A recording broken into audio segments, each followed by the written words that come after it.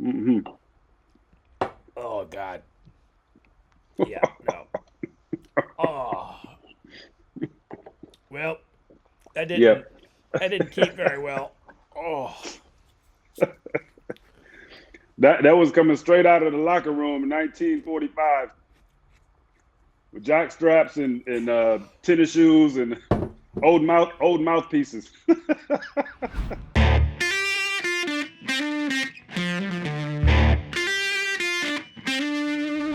The Fred Minnick Show is brought to you by The Beeline, Michter's, and 291 Colorado Whiskey. So joining the Fred Minnick Show is the greatest defensive player to ever play in the NFL, the great Charles Woodson. How are you doing, sir? Hey Fred, man, I'm doing great, man. Pleasure to be on here with you this morning.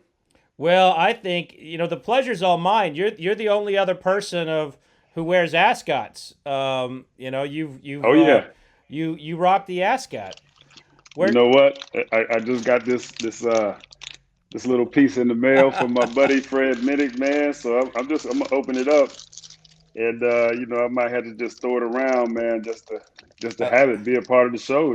I love it. Well, I'll say that is one of my custom mascots that Okay. only my club members get, Oh and man. that's it's made by a local designer in Louisville called Peak Ties, and Yes, indeed. that's the Glen Cairn down there.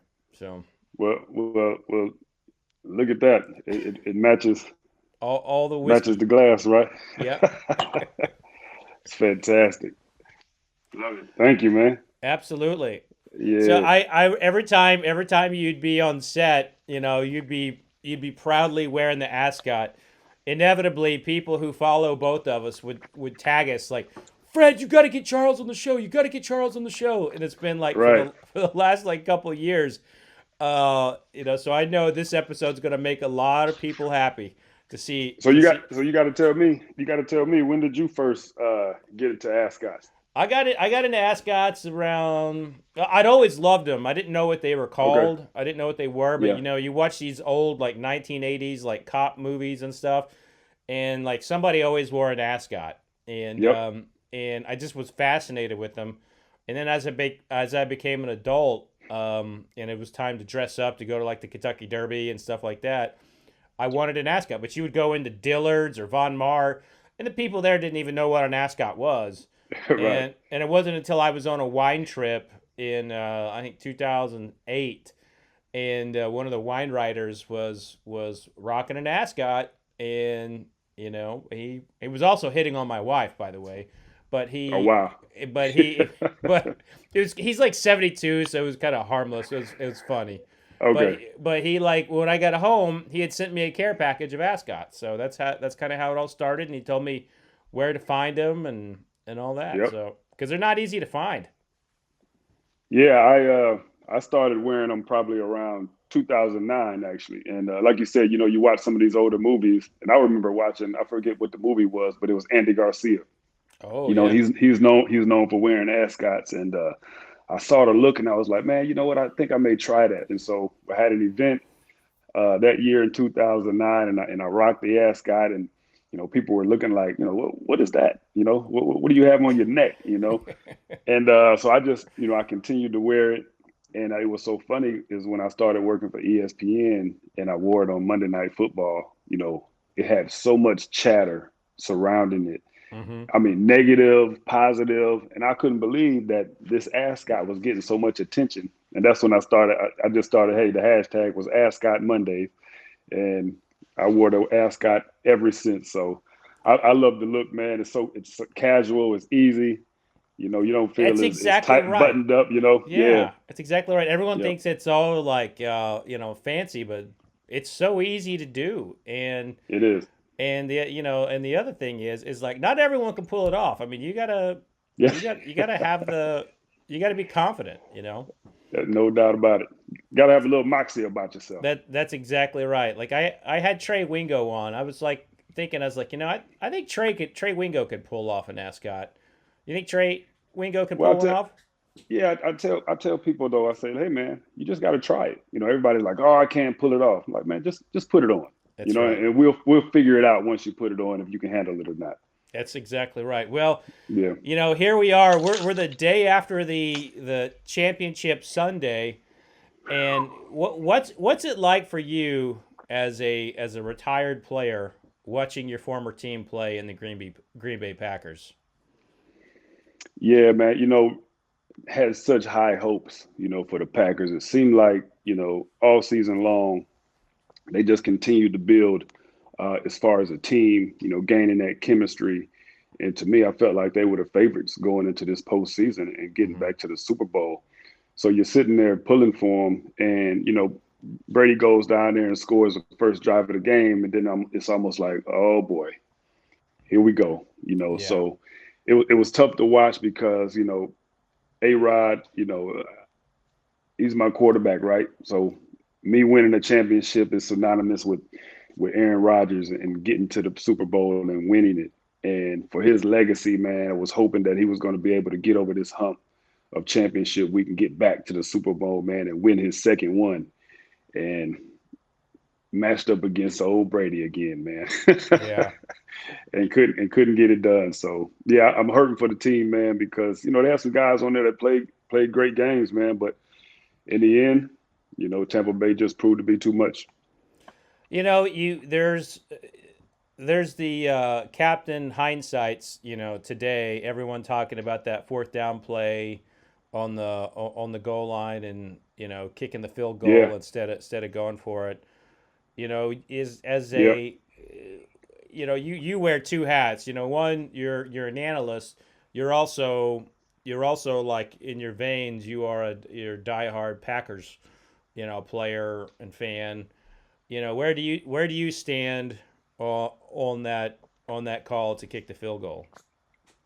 Yeah, I tweeted out immediately, man, that I didn't like that call. I thought that they needed to go for it there on fourth down. Worst case scenario, of course, you don't get it, but you still there's an extra few seconds that you'll save yourself um, at the end of that game. And so hopefully that your defense can get off to the field because the defense played excellent in the second half. Mm-hmm. So you're going to hope you're going to be able to get the ball back and potentially drive down and go for that touchdown again in the 2-point conversion. But kicking the field goal and then giving the ball back to them again, and then hoping, that the team can get the ball back, man, it was too much, left to chance for me. So I would have gone for it right there immediately and see what happens because you got to feel like A-Rod is going to put it in the end zone. Yeah. 4 downs, he's going to put it in. So I would have liked to see them go for it on that Yeah, play. he was. I mean, there was some drop balls, and he was looking fine. Of course, I'm no player or coach, but I mean, he's the most talent every game. He's the most talented guy on the field. I feel like anyway. But there's one other call, and that was when Tampa Bay had the ball driving down, and there was the pass interference call. And just if you're watching it really fast, it's like the guy just fell down, but it turns out that he had a handful of jersey or tights, Yeah. just like pulling on him. That was a good Yeah. call. Was that a good call? You know what? They're gonna get that call 100% of the time. Anytime a referee sees a shirt or a jersey, pulled, away from somebody's body, Mm-hmm. they're gonna call it. Now there were other plays in the game where guys were, people are like, oh man, they should have been calling holding all game.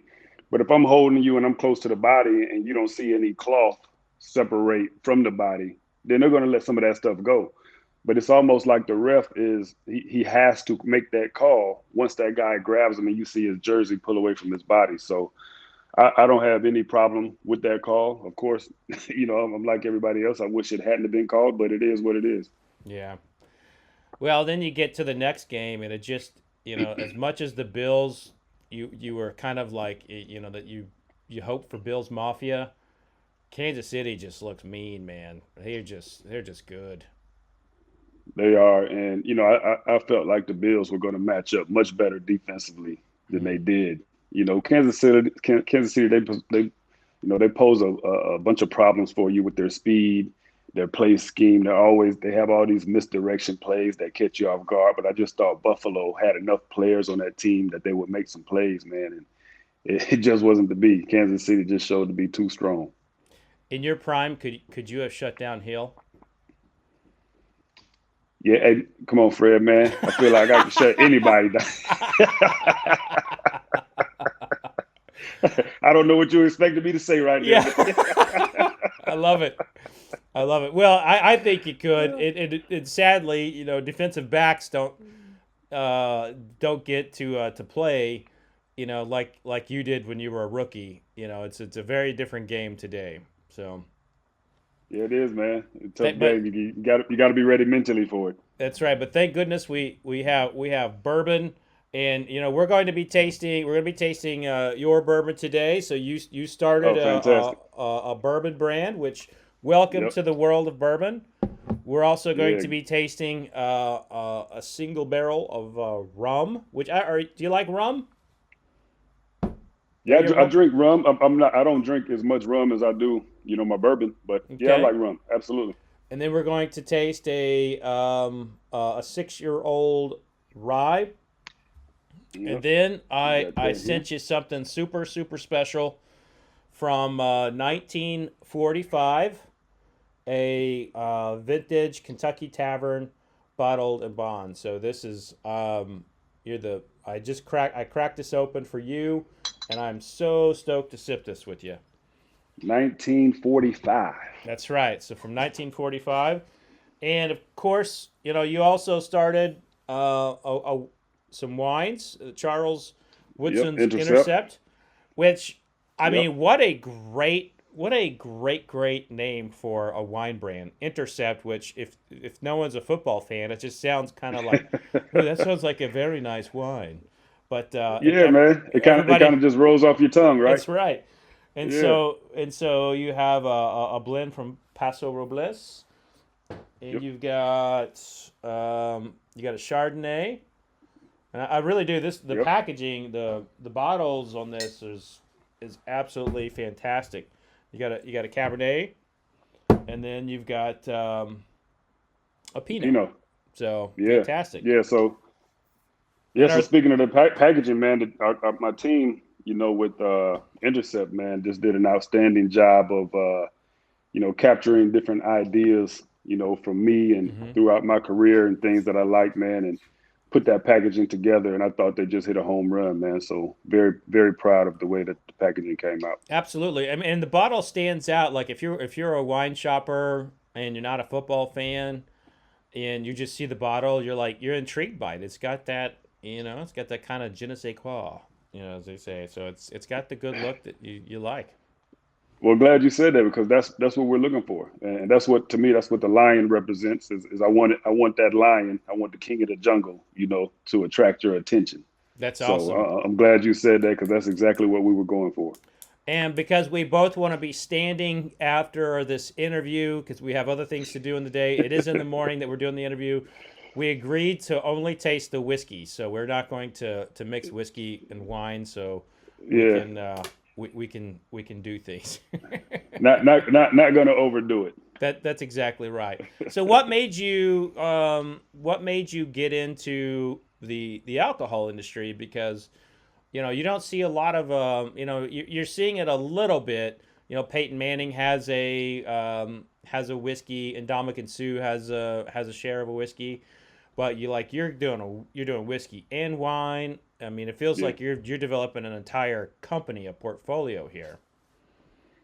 Absolutely. And, you know, I've told this story, you know, a million times, but, you know, with me and my relationship with wine, you know, just kind of happened organically. You know, I didn't, you know, grow up, you know, knowing anything about wine. You know, my family didn't sit down and have wine at dinner or anything like that. I got drafted to Oakland in 1998. And their training camp was in Napa Valley. So every year I'm right in the heart of Napa Valley, staying at the Napa Valley Marriott. And as a result of that, and kind of being in that culture and right in the middle of it, man, I started drinking wine. And I just loved everything about Napa Valley from that point on, and decided that, you know what, I want to be a part of this long term. you know, and Mm-hmm. so I created a label early on called 24 by Charles Woodson. And then years later, that's when I got into Intercept, which we started at maybe a little over a year ago. But you know what? I found myself, you know, as I would drink wine, you eat dinner, you'd always have an after dinner drink, Mm-hmm. you know. And so I kind of started drinking like your Macallans and your Glenlivets.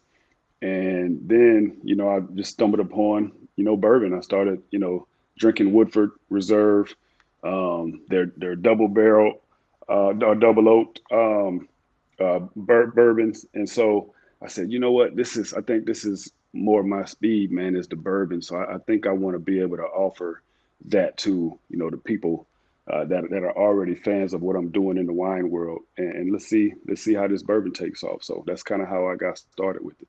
Right on. Do you have any plans for any other spirits?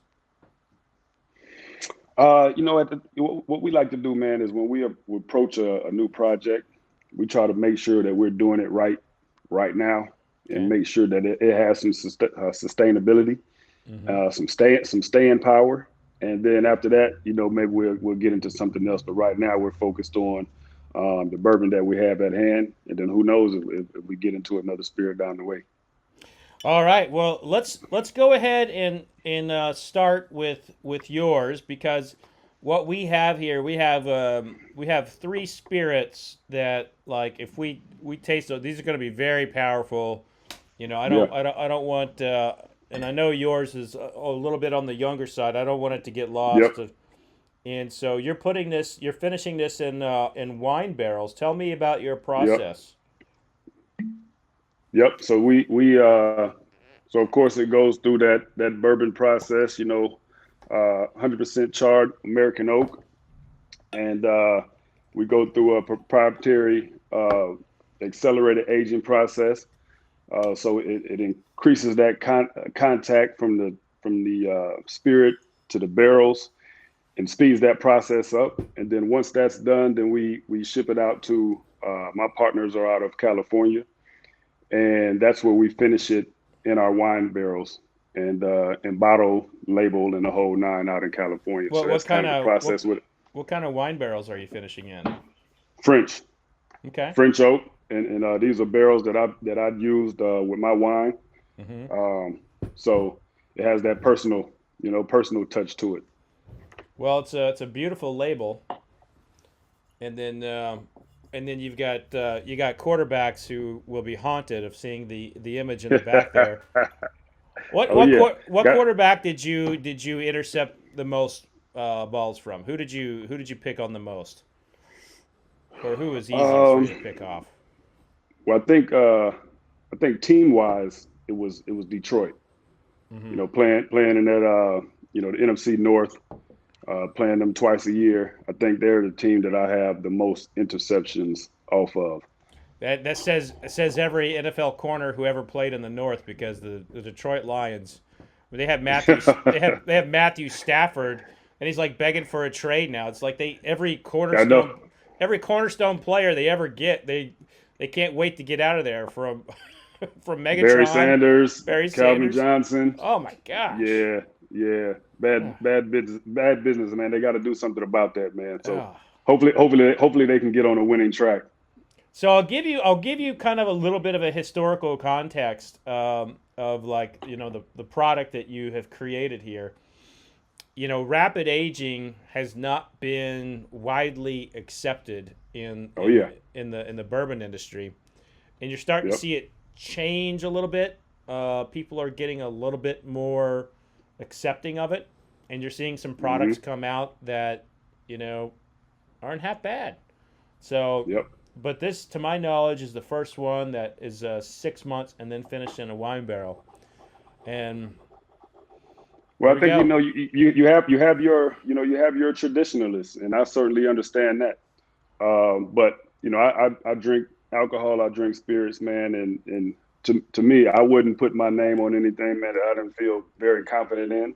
You know, this is 80 proof, so you know it's not going to have a lot of the heat that some of your higher proofs are going to have. But man, you're going to get great flavor. caramel, vanilla, those bourbon flavors. But to me, I think the finish, you get like a nutmeg finish at the end, man. It's high rye, so that gives you a little bit of spice as well. But Charles, to me, this is very drinkable. mm, Anytime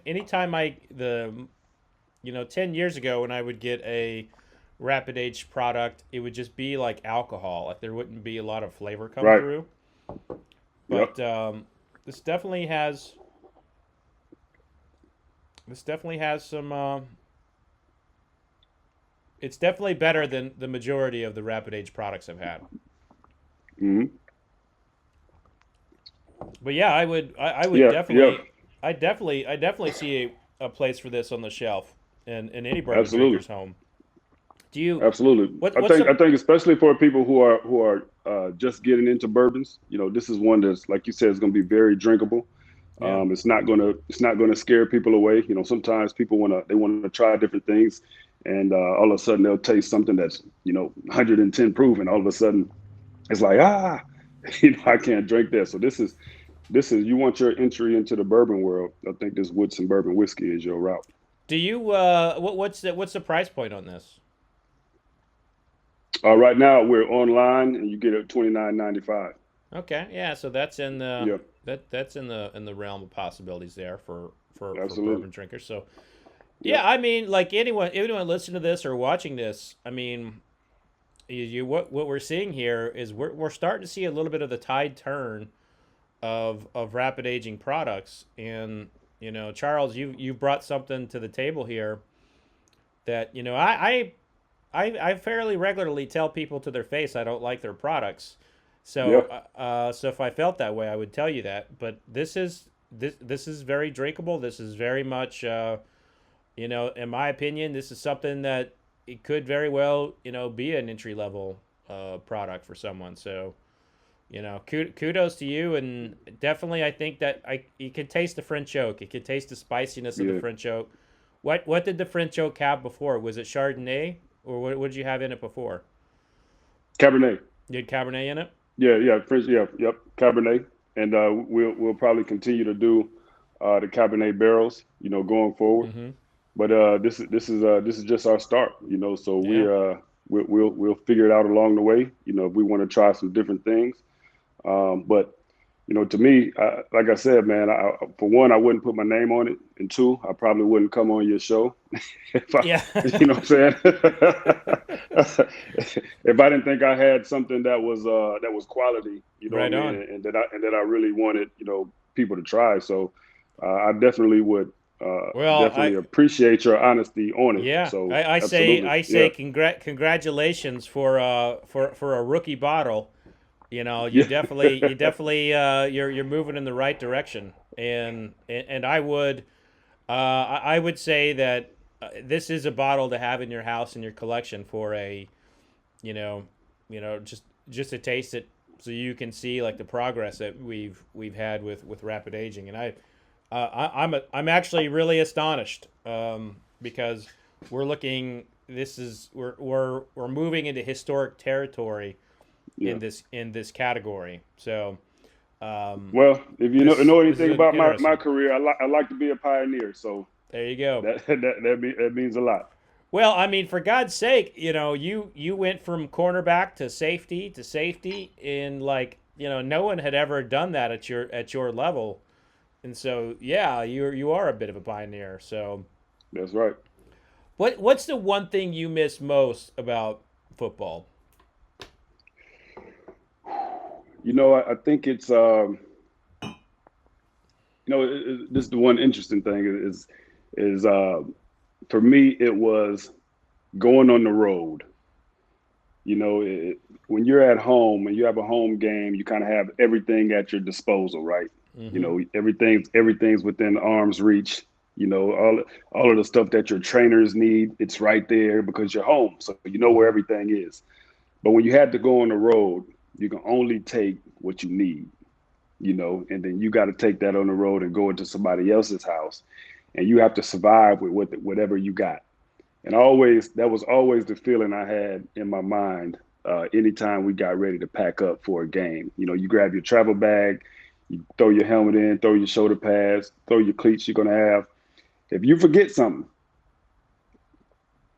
it's it. You don't have it. You know what I'm saying? So you got to play with what you got. And if you got to borrow something from somebody once you get there, then you got to borrow something. But you only get to have what you bring. And there was something about that was, when you think about, going into battle, and being a part of, historical fights or whatever it is, you gotta whatever you have in your hands, that's what you got to fight with. So something about that, man, that was special to me, and I missed that part of it. Wow.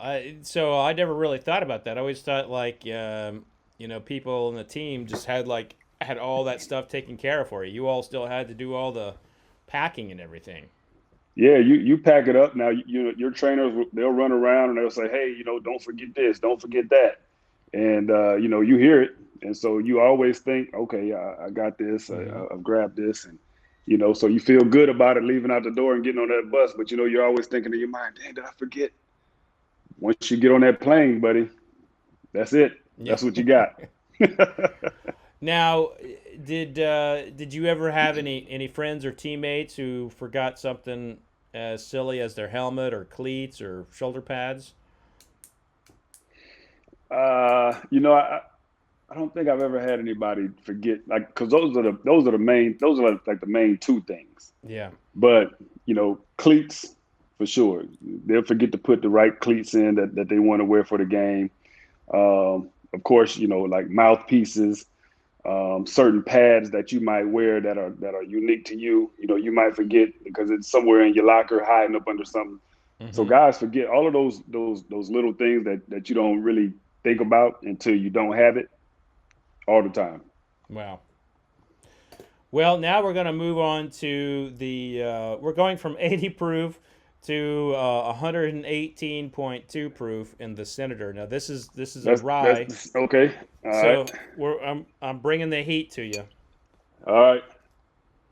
So we're going to a rye whiskey here. This is coming from the MGP distillery in Indiana. And as you were putting together your company, you probably heard about MGP a time or two.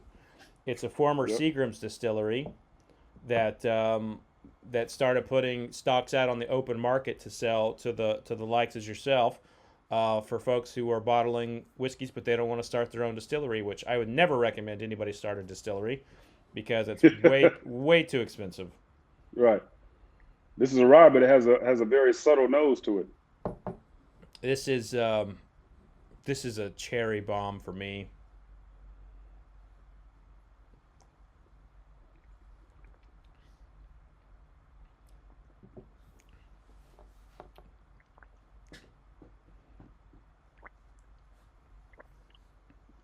That's very upfront.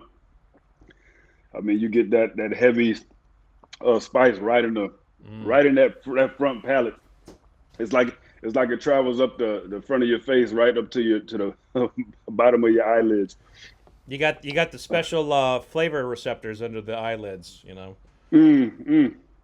But you do have like flavor receptors in your throat and your belly, and this is one that definitely opens up a lot of things for me. And it's got the spice, it's got like a lot of fruit to it, but to me it's like a cherry, cinnamon, with a little bit of black licorice.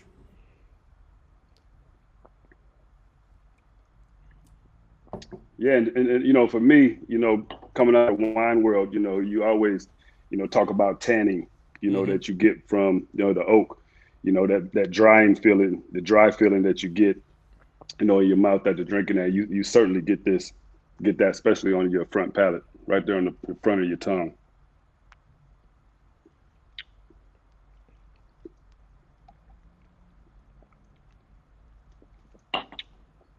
But to me, I mean, very drinkable to me. Like to me, that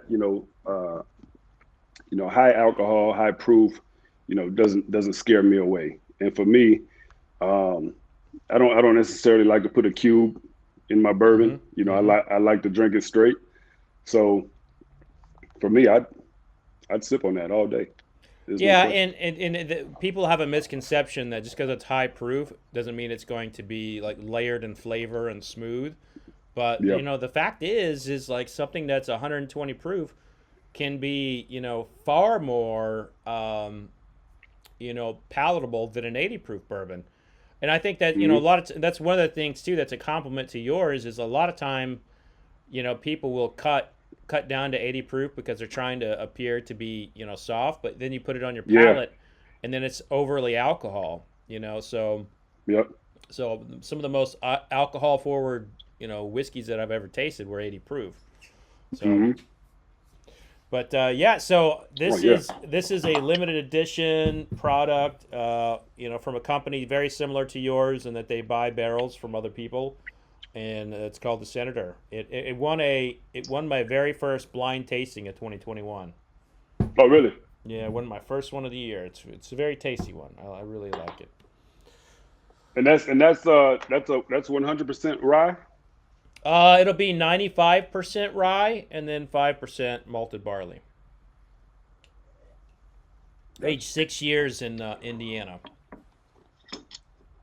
So when you retired, when you became an analyst, did you find it difficult to be to criticize your fellow players, or was that a little easier for you than some? Yeah, I think that it's always a little harder to criticize the guys that you actually played with. Mm-hmm. So coming from Oakland, I finished there my last 3 years, and then of course I was coming from Green Bay prior to that. So still a lot of guys that I played with that were still in the NFL. So I think it's always harder to do that, but it's not hard to tell the truth about what you see. Mm-hmm. So my main goal was anytime I was on television, I just tried to tell it like it was. You know what I mean? I tried to be real. I tried not to be over critical of anybody. I never wanted to be one of those personalities that seems so removed from the game that like you're on TV, like you've never been in the locker room, never been in the game. Things never Mm-hmm. happened to you. I never wanted to be that type of analyst. I just wanted to keep it real, keep it 100. Kind of give my experiences as a player, and just make it very simple that way. To where guys, when they watch me on television, they would say, hey man, there's a guy that's just really telling it like it is. And he's not one of these guys on television that are talking down on us like they've never been in these situations. So that's how I always tried to play it. Previously on the show, I had Jared Allen, he's a fellow finalist for the NFL Hall of Fame. Oh yeah. I think both of you all should get in this year. But one of the things that he talked to me about, like when he would talk to reporters, he would always be extremely honest, and he always appreciated those on TV that were extremely honest. Do you feel like Yep. that's still the sense of the league, or do players are players a little bit more sensitive today about what's said on the airwaves? Well, I think guys are. I think they've always been sensitive, to what guys say on television. Uh, but again, when they watch TV and they watch you talk about their particular team, they just want you to they want you to really talk as if you're still in the locker room. Don't be just an analyst. Mm-hmm. You know what I mean? Don't talk down or talk at them. Be one of the guys that are really up there on TV. Talking to those guys and making whatever take that you have about the game. But when you think about now, man, with social media, now guys have their own platform. You can hold your own podcast after the game. Mm-hmm. You can talk about the things that you want to talk about and tell your true feelings about what you think. And so it's not really up to the guys that are on TV to talk about it. You can tell it yourself. So it's nowadays they are sensitive to what's said, but then now they can come back and say their own thing, and they have a platform to do it. That's a really good point, and we're not going to drink it just yet, but we should pour the Kentucky Tavern, the one from 1945. And the reason why I suggest that we pour it and let it set for a little bit is we're looking at something that hasn't, has been in a bottle since the end of World War II. And, you know, I mean, we're talking leather helmet days in football, and just a completely different period in our country's history. And the whiskey that would have been, the creation of this whiskey would have came from different grains. It would have came from different distillation techniques. It would have went into like first growth wood. So we're looking at something that's incredibly special. But we definitely have something too that is going, probably needs to sit and have a little bit of oxygen touching it for a little bit, so it can breathe, if you will, before we taste it. So let's go to the rum. This is a Jamaican rum. Now, rum, if you decide to get in this category, there's a lot of charlatans in rum, and this is a very, very dangerous place to be for if you want to get into the business, because people have an assumption that rum should be sweet, and what a lot of people will do is they will add sugar into it, like post distillation. And places like Jamaica and Barbados and Martinique, it's against their laws to do that to their rum. And so when you see Jamaica on there, it's pure spirit. So this is basically no additives whatsoever to this. Exactly. But if you see something from they're and they don't have to disclose it. Anything from the Dominican Republic, there's going to be up to like 40 grams per sugar, per milliliter, or 40 grams per milliliter. There's a lot of sugar that can be in a bottle. Anything from Venezuela will have a lot of sugar in there. And, and a lot of people will say, like, that's a part of their technique, and it helps it. And you know what? They're not wrong, but it's like but if when you look at, like, the incredible, like, measurement of, like, what rum can be, it's, like, from here to over here. And so, like, Jamaican rum it has an identity from just the pure creation standpoint of it. So does the Barbados rums and the Martinique rums.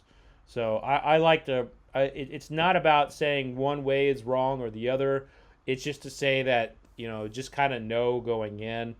And there's been a big sugar war over this in the last 10 years.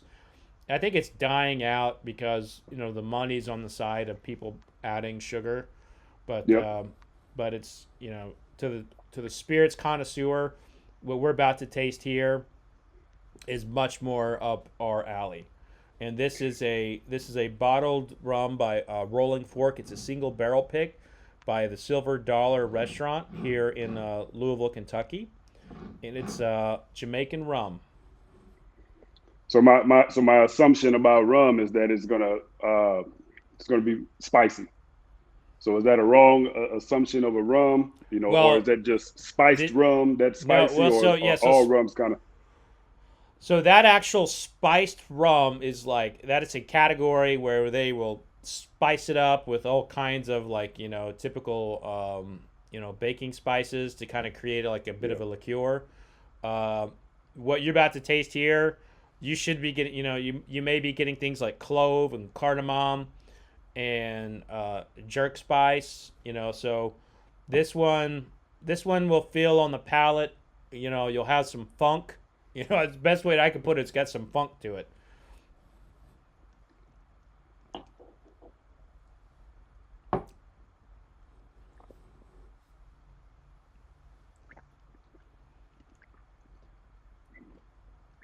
Yeah, I would definitely say that. It has a unique flavor to it, man. I'm trying to. I would say there's some complexity there, man, that I wouldn't expect. It's like it has my sensories like all over the place trying to figure out what that actually is. That's the their technique of making rum is they do a lot of natural yeast in Jamaica. Now I actually do not know what distillery this came from, but from the flavor of it that I'm picking up, my guess is it's from Hampton, which is kind of an iconic distillery in Jamaica. But if you just get a spoonful of molasses, the molasses from the West Indies, you get very similar flavors here. So it's like kind of like raw molasses, funky clove, Jamaican jerk spices, some ginger in there. And this is the Rolling Fork rum. I mean, that's a cool label too. I would say that's not at all what I expected when I hear rum. But so that is very interesting to me. So the next category you could go to from whiskey is could be rum. To the rum, huh? You can buy a lot of stuff on the market that's really good. And you'll always hear people say that rum is the next bourbon, and that's just simply not true. They've been saying that for 30 years. And rum is a fascinating category. And if you can get into like a rum bar or a Vegas hotel at the Well, you're winning. But Bacardi's putting a lot of money in those hotels. Gonna be hard to bump those. But maybe you can find a Packers fan that runs one. I don't know. The thing about the first two that we've tasted, the Senator and the rum, those stick around. Yeah. I mean, I can still actually taste the Senator from before, and now I'm introducing the rum to it, and I can still taste both of those well after, taking a sip. So those two have lasting imprints on the palate. Absolutely. Now let's go back, swish your mouth out a little bit. So try to get some. All right. A bit of a palate cleanse, and let's go back to yours, and you'll see why I wanted to start with yours. But I'm smelling it, and it's got a nice little like honey nose to it. Now after it's been sitting for a little bit.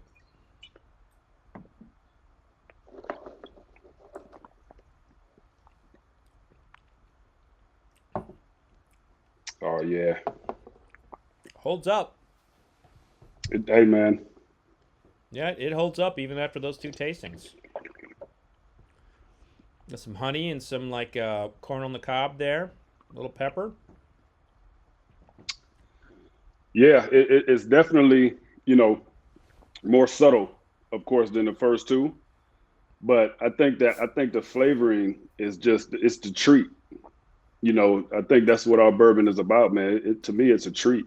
When I talk about people, being introduced to this world, of bourbon or whiskey or whatever it is that you're drinking, this one is going to be one I think that you'll stick with, because you're gonna be able to taste that and just kind of be delighted, I think, on your palate, man. Especially with the nice smooth finish. We have, it's high corn, 70 corn, so you're going to get those sweet notes. You get the vanilla, of course. You got the spice coming in from the barrels, with the Cabernet. But again, the nice, sexy, smooth finish is what we were after. So I think we captured that. I mean, for it to hold up after those two beasts, that's a compliment. Yeah. And as we kind of let this, I haven't smelled yet. I know you smelled the Kentucky Tavern, but. The Kentucky, it has some age on it, like you said, from 45. And, it's funny that you mentioned, old leather helmets, because I get shoe leather, polish. Yeah. I could just picture myself sitting there with a shoe shiner and him. Like you got to get that on the nose, man. Well, sometimes these older whiskeys, it's all about how they're stored, and this is a screw cap, which screw caps at that time. Take a look at that. That screw cap didn't hold up That's so been hot. that's been weathered. Yeah. I always like to see cork over the screw cap, but Yeah. I'm hopeful that I'm we're kind not of that. I'm a kind of a traditionalist with the cork as well, Oh, as opposed to screw cap. So I've spent a lot of time in Portugal, and in cork forests and stuff. Like I've studied cork, and I just think cork is amazing. And in fact, look at that. You got a little synthetic cork. It's got that's the a lot of that stuff going on. Yep, holds very tight, man. Nice snug fit. All right, yeah, I'm smelling this. I'm definitely shoe polish, You got that? varnish, leather. Can you picture yourself at a shoe parlor? Yeah, it's not exactly what I crave when I'm about to sip some Yeah. whiskey, but Well, see, after you sip this, then you'll go back to the Woodson Bourbon Whiskey, man. yeah, we'll find out. And here's this was the corked version was one of the best I'd ever tasted. So this one with a screw cap, we could have a lesson on our hands here. hmm Oh God. Yeah. No. Oh. Well, that didn't keep very well. Oh. That was coming straight out of the locker room in 1945 with jock straps and tennis shoes and old mouthpieces.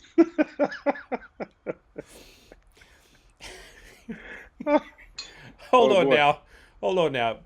You just said this tasted like jock straps. You got to explain that one to us. Well, I'm just trying to put you in the mode in the time period of where that was stored. That was stored in the locker room, and there was a lot of there were helmets and old. You talked about the leather helmets. There was socks everywhere, and it's all of that.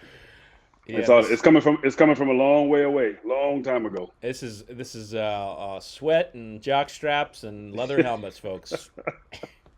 That's the blood, sweat, and tears right there, baby. Yeah, I can't even name a quarterback from 45, but look at that. Look at that, man. It just did not it just sucked the alcohol just sucked out all the Everything. all the materials in that cap. Ooh.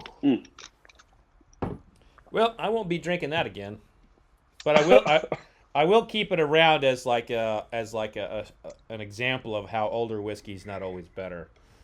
And it really Same thing with wine. A Yeah. lot of people like older wines, but it's sometimes they hold up. Of course, sometimes they don't, but it doesn't necessarily mean better just because it's older. Yeah, we've bought some really rare stuff that just was vinegar, and they were like they were stored properly and everything, but it is what it is. It's just kind of the future, the aging process while it's still in the bottle. While it's different in spirits, spirits it's more of like you just got to protect it and make sure it's not getting sunlight and it's in a dark place, but. Definitely we see here like a screw cap equals, jock straps, leather helmets, and sweat. So it equals old school. it equals death in a bottle. So Yep. well, I'm gonna go back to the Senator because I feel like that'll refresh my palate a little bit. Absolutely. I was thinking the same thing, going back to one of those ones we tasted before. So you played for two of the most renowned fan bases of all time, and sadly, the Oakland Raiders are no longer in Oakland; they're in Las Vegas. But you felt the energy of two dynamic crowds from the Raiders to the Packers. Is there a fan base that you would have loved to play for that had that same kind of energy? Yeah, well, I think kind of parallel to the Oakland fan base is the Philly fan base. I think they're kind of one and the same. Tough, gritty, Mm-hmm. 100%. Behind their team's back, but they ain't gonna hesitate to boo you. If they feel the need to. So they offer tough love, and so I think that for me, coming from Oakland, I think that would be probably the ideal place to where I could feel like, what, this is. I just came from this. This kind of a familiar feeling is playing for Philly. Tough fan bases, man, but there's no love, like what they give you. You know what I They mean? And they you feel it. they probably could have used you in Philly during the McNabb years. I think McNabb is a very underrated quarterback, and he could have really used some of that shut down corner action that you were providing back in the day. Yeah, they had some opportunities, man. I think they went to four straight Mm-hmm. NFC championships, I believe, and it kind of mirrors, what Buffalo Bills did back in the day with them going to four Super Bowls. But it seems like it's always a play here or play there, man, that just either loses you the game or wins you the game. And unfortunately for them, they weren't able to come up with at least one Super Bowl, out Yeah. of that great run that they had. Yeah, and of course they had the famous Terrell Owens Super Bowl, and McNabb and Yep. Owens are still barking at each other. I Still, mean, still, it never dies. my You God, know I what's mean, here's the interesting thing about that, right? In sports, you can have all kind of beefs with former players, coaches, or whatnot. But if you win a championship, nobody will ever hear about it. yeah, that's But if true. you lose, but if you lose it, then it's your fault or their fault or whatever, man. So those guys will probably be going at it, man, for years and years to come. It's constant. Well, you are a Always. you are up for the NFL Hall of Fame, and I don't think there is a person alive who doesn't think you're a first ballot Hall of Famer, and we're going to see you with the jacket on here pretty soon. What's that going to mean to you? That wow. I don't it's kind of probably was kind of hard to find the words, what that would actually mean. But, you know, I've been involved in this game forever. Mm-hmm. My almost my entire life, I've been playing football. Um, so for me to, get that nod, for them to say, hey, you're a Hall of Famer, that would just mean that everything that I ever fought for, as a player, all the time Mm-hmm. that I've ever put in, all the sprints, stadium stairs, pulling the sled, like all of that stuff meant something. You know what I mean? And that would be that would be the cap onto my career, and then it could age like that Kentucky Tavern that we just drank. Man, you twist it on and you just let it age forever. But it would be that would be the ultimate. That's the ultimate Yeah. because there's I could go nowhere else after that. It's the Mm-hmm. Hall of Fame, and then you're just off into eternity, man. So that would mean everything. Well, it's well deserved. There's not a player in history who's done what you've done, and if you were if you were playing the Oakland Raiders or Green Bay Packers while you were on the field, you didn't throw toward you, and you didn't run routes toward you when you were a safety. And one of my like co-producers on the show, Kevin Gibson, is an enormous fan of yours, and you gave him one of the greatest memories of his life with the Super Bowl, and especially after last night, he's reeling a little Oh bit, man, and he told me to tell you thank you for all that, and I have to imagine that you get that a lot, and it never gets old. never gets old, man. I'm a champion forever. We were able to put it together. One time in my career. To where we were able to win it all. And the thing is that once you're a champion, you're always a champion. So that goes for the guys that played, the coaches, and then the fans alike. When you're a fan of a team and you win the championship, we all won the championship. And so that's why people always, relate to a time in their life, kind of relative to what their team was doing. If your team won the championship, like you remember that. Hey, I remember when, in 1997 when you went to Pasadena and you won the Rose Bowl. Like people remember that time in their life, man. So I'm happy to, throughout my career, been a part of some great moments and championship teams to where, guys like Kevin can say, hey, man, thank you, because that never goes away. We're champions.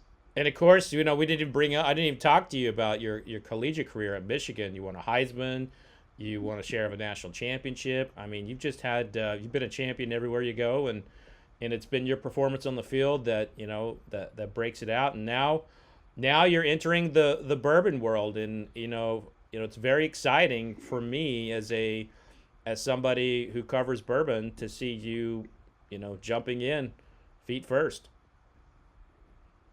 Well, you know what? There's no better way to jump in than to be sitting here talking to you and just tasting bourbon, tasting rum, and just this is I put a lot of hard work into playing football, right? Mm-hmm. And so for me, being in this world, you still have to put a lot of work into it, but man, you can just really enjoy it. To be able to taste all of the different spirits out there. All of the different varietals of wine, different labels. Like this is it's hard work, like you got to be in the field. You got to really be, into what you're doing. But man, it's such a joy to do it, man. So, I'm so very blessed, man. I don't even know what to say, man, but very happy for sure. Well, Charles, I have to tell you that this is an exciting moment for everybody, right now, to see you to get this, soon to be honor in the NFL Hall of Fame, and to be entering the bourbon world. I'll toast you with your bourbon. You grab whatever you like, but I just want to say thank you for coming on my show. Thank you for the many years of memories as a diehard football fan. You're someone who put it all out on the field and gave it all to two teams, and that's you can see the loyalty, you can see the love you had for the game, and to be honest with you, we miss you. But now that you're in bourbon, there's a whole nother chapter in your life, and of course wine too, but there's a whole new chapter in your life ahead, and cheers to you, my friend.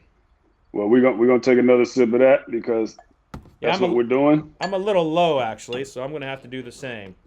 Yeah, tighten that up a little bit. Let's go back in. So this will be a cover 2 sip. There we go. I see what you did right there.